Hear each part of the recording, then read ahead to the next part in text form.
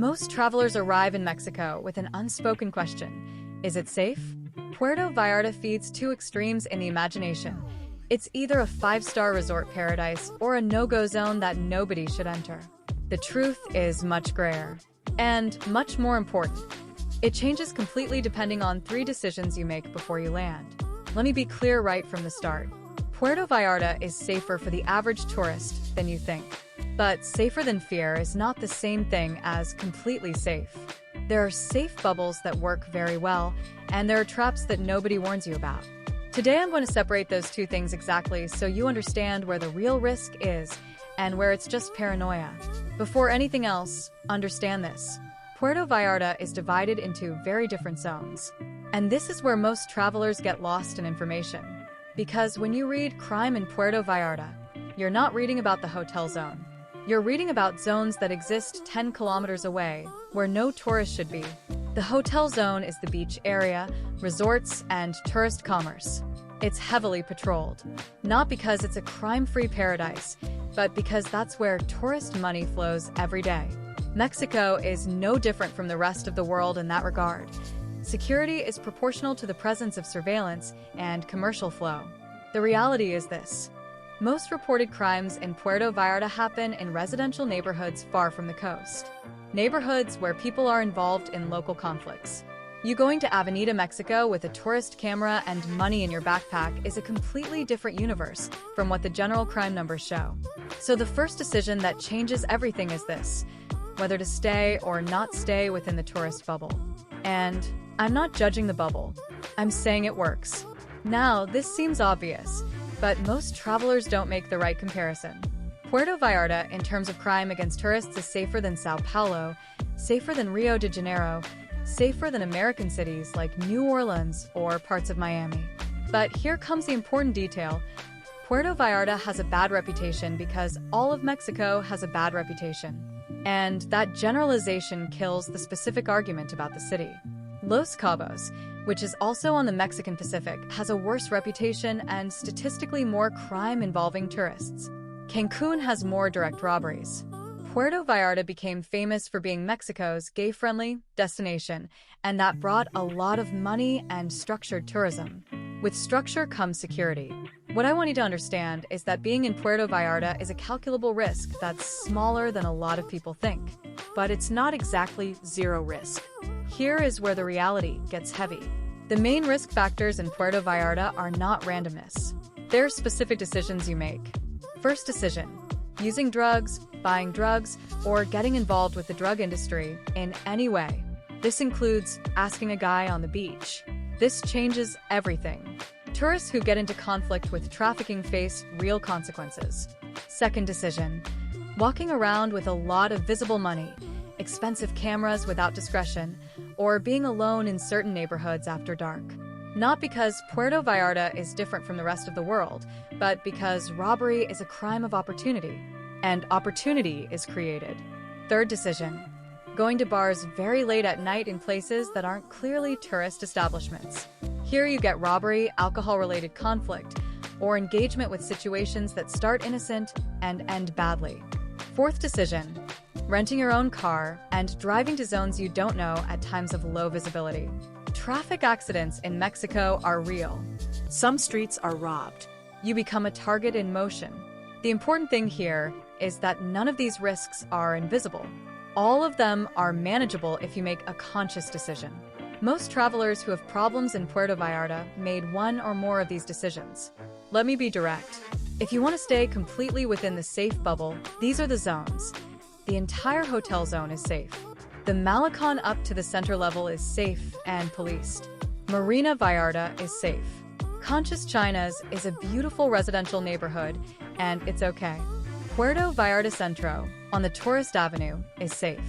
The higher residential neighborhoods, like Flamingos or Pital above, start to be areas where you shouldn't be alone at night. Now comes the point that nobody wants to hear. If you don't speak Spanish well, don't know the city, and are relying on GPS, you'll probably end up in places that look safe on Google Maps but aren't in the tourist zone. That's real risk. Neighborhoods that look safe on the map, like Emiliano Zapata or parts of Versalles, can get complicated depending on the time. Not because they're war zones, but because in residential neighborhoods you become obvious. Let me be specific here. During the day, during business hours, in the tourist zone, you can walk alone, it's safe.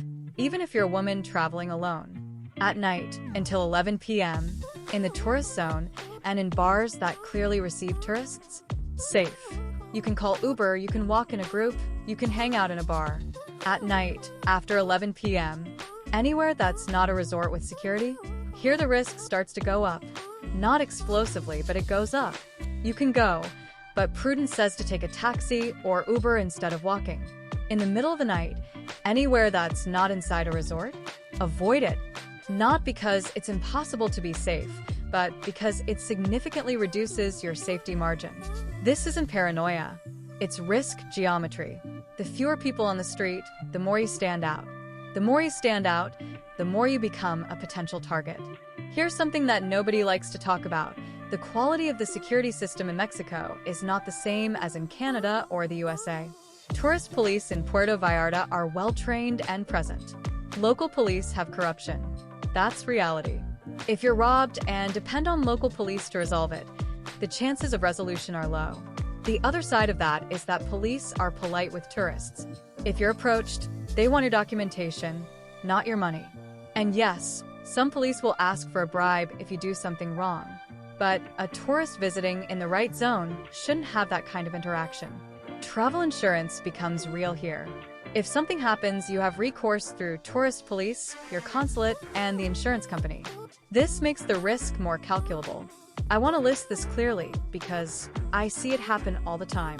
First mistake, counting money in public. It seems obvious, but tourists do it, especially at currency exchanges. Second mistake, leaving valuables in your hostel room. If you're at a small, cheap establishment, your laptop and camera are at risk. Use the hotel safe or don't bring them. Third mistake, befriending a local who seems very interested in you on day one. People who approach too quickly and offer special opportunities usually have an angle. I'm not talking about a beach vendor. I'm talking about someone you met at a bar who wants to take you to a place where tourists don't go. Fourth mistake, assuming a public beach is safe at night. Empty beaches at night are risk zones because there are no witnesses. Fifth mistake, drinking alcohol and losing track of where you are or who you're with. This applies anywhere in the world, but here it kills the ability to make quick decisions. The reality is that Puerto Vallarta is a mainstream Mexican beach destination. That means it's significantly safer than its reputation suggests, but it's not a place where you can be completely careless. Expectation from a lot of people: I'm going to Puerto Vallarta and I'll be able to walk around any neighborhood at any time like I'm in Vancouver. That's not reality. Mexico is a developing country with different crime dynamics. Reality: I'm going to Puerto Vallarta. I'll stay in the tourist zone. I'll be cautious with valuables and extreme hours, and I'll have a pretty safe experience for an international destination. The difference is adjusted expectations. Number 1, register your trip with your consulate. Your consulate has an emergency list. It takes 2 minutes online. Number 2, don't carry original documentation. Photocopy your passport and keep the original in a safe place. Number 3, use Uber or a hotel taxi, not a street taxi. Uber tracks. Uber is legal. Uber has ratings. Number 4, buy travel insurance that includes medical emergency coverage. Healthcare in Mexico is cheap, but it's better to be covered. Number 5, stay at hotels or hostels that have clear safety ratings and reviews. Reviews don't lie about robberies. If 3 people say they were robbed, that's the pattern of the place. Number 6, communicate your itinerary to someone at home. Not obsessively, but let someone know where you are. Number 7, if you're going to leave the tourist zone, hire a local guide. A local guide knows where it's safe to go and how to move.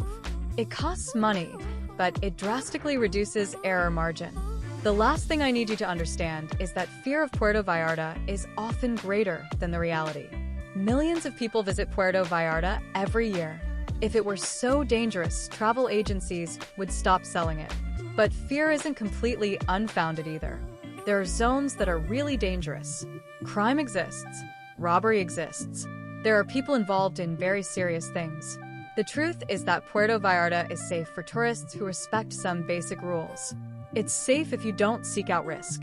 It's safe if you stay where tourists are supposed to be. If you step outside those limits without local knowledge, then everything changes. So, let's wrap up with the question you came to answer. Is it safe to visit Puerto Vallarta? The honest answer is, yes, it's safe. Safer than you think. Less safe than you'd like. Choose the right zone. Respect the hours. Don't carry a fortune in your pocket. Don't seek out drugs. Don't trust strangers too quickly. Use safe transportation. Stay alert.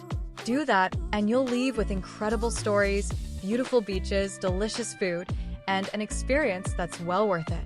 Don't do that, and you run real risk. Safety in Puerto Vallarta is 80% your own decisions and 20% circumstance. So the real question isn't whether Puerto Vallarta is safe. It's whether you're going to be responsible enough to manage your own risk. If the answer is yes, welcome to one of the best beach destinations in Mexico.